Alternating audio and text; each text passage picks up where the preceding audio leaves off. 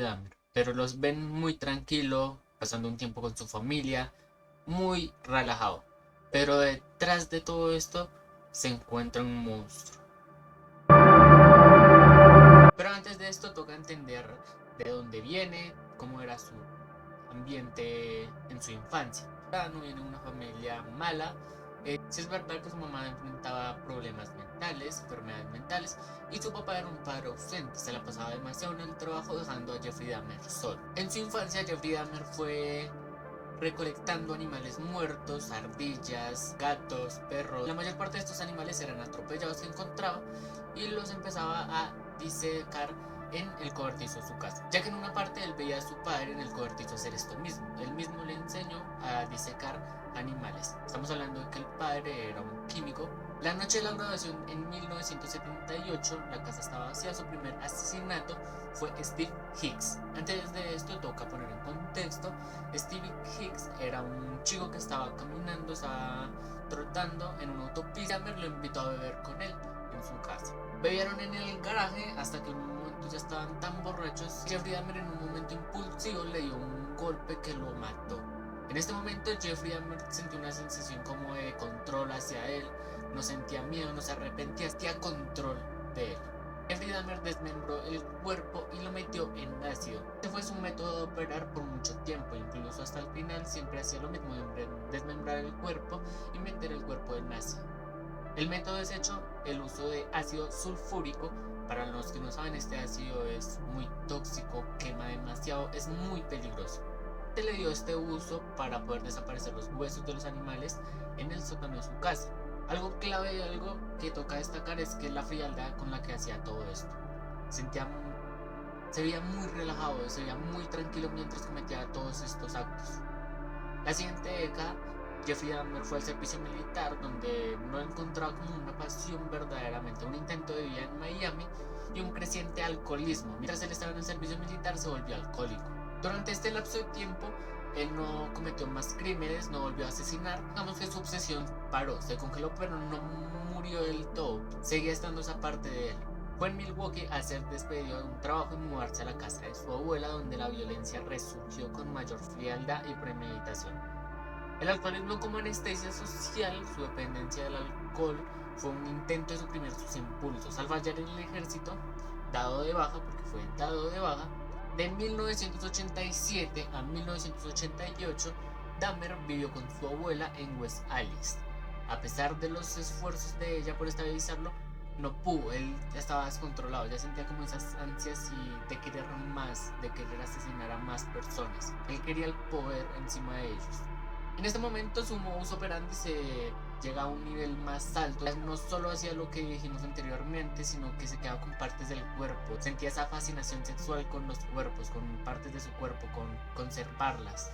En este punto su abuela también empezó a quejarse del hedor terrible que había en la casa. También atribuía estos olores por sus proyectos químicos. Su primera víctima conocida en esta etapa fue Steven Tuomi. El caso más crucial aquí fue el de Jamie Dogstaltor. Pero antes de llegar a estos casos, hay que mencionar que la abuela ya estaba harta de estos hedores, de este olor. Entonces a Jeffrey Dahmer le tocó mudarse obligatoriamente. El patrón de las víctimas de Jeffrey Dahmer comenzaba a dirigirse a hombres jóvenes en bares gays. Siempre buscaba a personas vulnerables que estaban pasando por un momento difícil y siempre, o la mayoría de veces, les decía que les iba a tomar fotos en cambio de dinero. La mudanza lo llevó a su ubicación final, el apartamento 213 en Oxford, un lugar donde no había nadie que lo conociera. Y esto también le facilitó a la hora de buscar víctimas, a la hora de encontrar chicos que estuvieran vulnerables para él hacer sus atrocidades.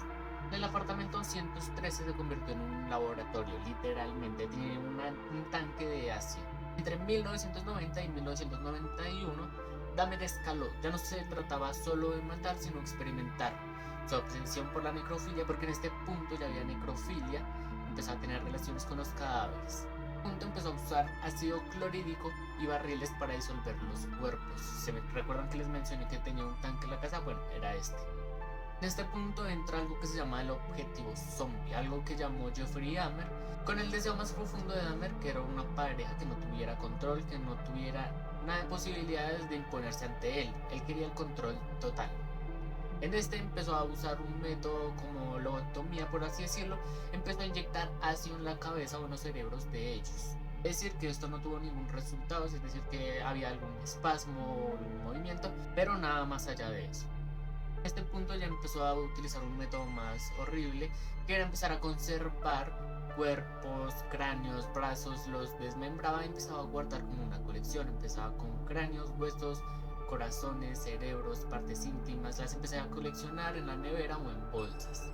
En este punto el hedor era tan fuerte que los vecinos se quejaban, especialmente su vecina se quejaba que siempre olía horrible y había mucho ruido. Jeffrey Dahmer siempre se excusaba que era que tenía carne podrida en su congelador. Jeffrey Dahmer, al empezar que esto no era suficiente para él, empezó a comerse la carne de las personas que asesinaban, empezó a haber canibalismo en este caso. Confesó haber comido carne de al menos 4 víctimas suyas. Algo clave en este caso fue las fotos Polaroids, que muchos habrán visto, que pues no las vean, o sea, son fáciles de encontrar, pero pues no las busquen.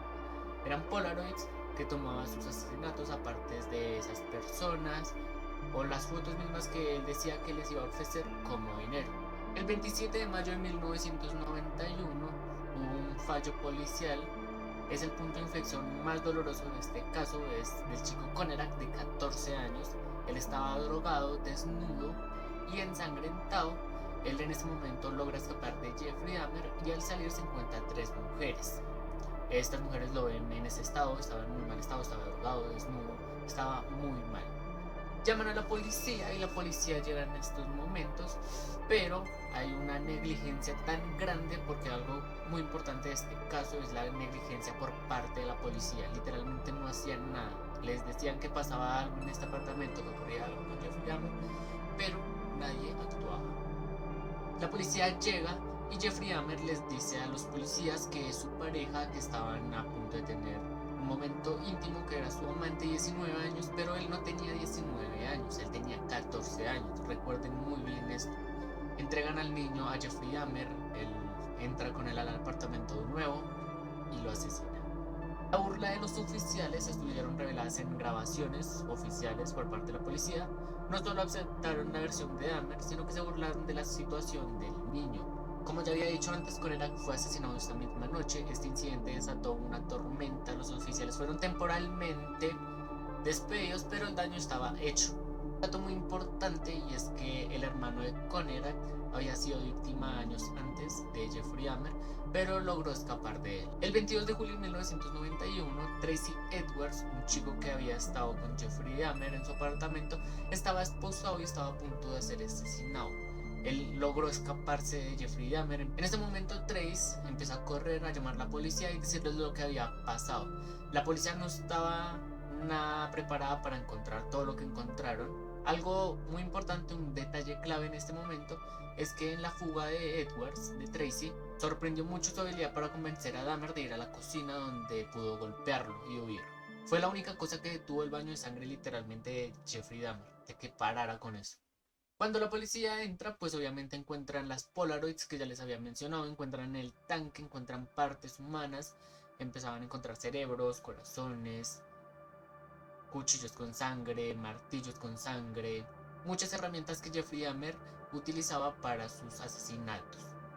El juicio de 1992 atrajo la atención mundial, fue un caso demasiado mediático, por no decir que de los más. Jeffrey Dahmer no negó sus hechos, él dijo cada cosa que hizo, la confesó y dijo detalles, dijo cómo lo hizo y por qué lo había hecho. El jurado, tras semanas de testimonios escalofriantes obviamente, rechazó la alegación de locura, porque claro, uno de los hechos o algo que se puso encima de la mesa fue que era una locura, que tenía esquizofrenia, que tenía alguna enfermedad mental, pero no fue así. El jurado testificó y llegaron a la conclusión que no fue por locura. En el testigo hubieron familiares de las víctimas, estuvo la última persona que intentó asesinar, Edwards. And I ran towards the door and he was right there, tried to grab me, get me back in there. And what happened? Then I made it outside. So he wasn't able to bring you back Bring in? me back in there now. He tried. He tried. También estuvo la hermana de uno de los chicos, que hay un video horrible, muy desgarrador. Jeffrey, I hate you, motherfucker! I hate you! Nothing's under control! Don't fuck with me, Jeffrey, I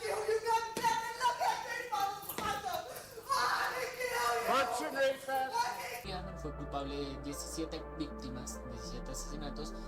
Entre estos estaba Steven Hicks, de 18 años, Steven Tuomi, de 24, Jamie Dostactor, de 14 años de edad, Richard Guerrero, de 22, Edward Smith, de 28, Ricky Biggs, de 27, Ernest Miller, de 22, David Thomas, de 23, Curtis Straughter, de 17 años de edad, Errol Lindsay, de 25, Tony Hooks, el artista sordo y mudo, de 31 años. También estuvo Conera, que ya habíamos mencionado, tenía 14 años, Matt Turner, de 20, Jeremiah, de 23, Oliver Lacey, de 23, Joseph Bradford, de 25 y Anthony Sears, de 26 años de edad. Friedman fue condenado a cadena perpetua, a muchísimos años, pero 900 años de cadena, pero obviamente en este momento iba a ir a pena de muerte.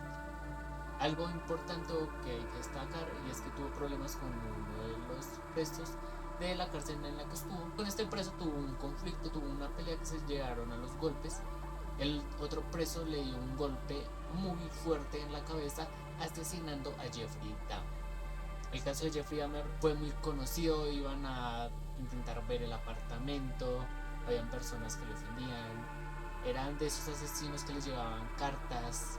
Bueno, eso de Jeffrey Dahmer, espero les haya gustado, espero les haya llamado la atención, espero que me apoyen si obviamente les gusta el contenido, si no, pues nada. Y nada, nos vemos en un siguiente video y nada, gracias.